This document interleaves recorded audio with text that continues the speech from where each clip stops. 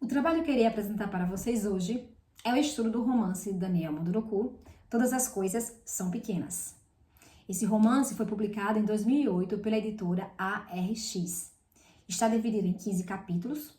O narrador personagem conta em 159 páginas a sua trajetória de vida, dedicando os maiores detalhes para o momento que ocorreu um acidente de avião, forçando-lhe a viver por 7 dias no coração da floresta amazônica, onde conheceu os valores dos povos originários, que salvou o seu corpo físico, possibilitando-o renascer e reconciliar-se com o seu passado. No que se refere ao espaço, além da floresta amazônica, alguns fatos ocorrem em Mato Grosso, Manaus, no Seminário e em São Paulo. O narrador apresenta uma descrição mais detalhada da floresta amazônica, possivelmente como uma estratégia para ambientar o leitor em um espaço em que é considerado sagrado e originário pelos povos indígenas, mas também por ser um espaço mais relevante para o desenrolar dos fatos no romance. O tempo cronológico mencionado na obra diz respeito aos 7 dias vivenciados pelo narrador personagem na floresta amazônica. Há também o tempo anterior e posterior ao ocorrido. É importante destacar que a escolha do número 7 não é aleatória, já que simboliza a totalidade do tempo e do espaço, a perfeição, o equilíbrio e a harmonia em diferentes culturas. Além disso, indica o sentido de uma mudança depois de um ciclo concluído e de uma renovação positiva. Os fatos não ocorrem de modo linear, pois no início da história o protagonista já é um homem adulto que está residindo em São Paulo e também já é rico. Porém, há uma certa sequência que é possível compreender na história.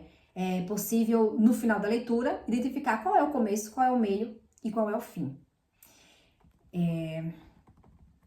O escritor Ailton Krenak, um dos pensadores mais influentes da literatura indígena no Brasil, explica que o tempo do mito é o tempo primordial. Existia mesmo antes do surgimento do mundo. É o tempo marcado pela incerteza, não se projeta um futuro simplesmente porque ele não existe. Para o ambientalista, essa incerteza é a melhor experiência de compartilhar a vida e colocar-se no mundo da maneira mais prudente. Tal ideia se contrapõe à percepção ocidental do tempo.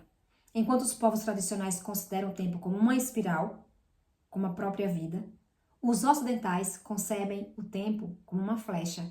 Essa é a ideia prospectiva de futuro. Para os ocidentais, o tempo é dinheiro. O protagonista do romance é um não indígena, ou pariuate, como era chamado pelos povos que o acolheram. Em diferentes fases de sua vida, ele vive o deslocamento do seu lugar no mundo social e cultural. Ele nasce na zona rural do Mato Grosso, onde precisa trabalhar na roça para ajudar no sustento de casa e vive lá até a adolescência. Desloca-se contra sua vontade para estudar no seminário, abandona o seminário e vai viver em São Paulo, onde passa diversas dificuldades, torna-se um empresário de sucesso e o incidente lhe afasta da vulgaridade da vida cotidiana e lhe submete a traçar o caminho de volta à sua ancestralidade. Ou seja, lhe permite viver a experiência sagrada do mito do eterno retorno. É possível perceber que o narrador Daniel Munduruku é um sujeito que remete um pouco à história do escritor. Talvez essa relação esteja imbricada no decorrer da história, de algum modo, quando esse personagem procura incessantemente por ele mesmo. Ao considerar que está inserido em uma sociedade em que a exterioridade prevalece sobre a interioridade. E essa busca por algo que se perdeu é nomeada pelos povos indígenas como perfazer o caminho de volta. Pode-se denominar também esse narrador como um narrador transcultural, à medida que narra suas experiências vividas com os povos originários, de modo a estabelecer o contato com costumes diferentes, resultando na formação de uma nova identidade.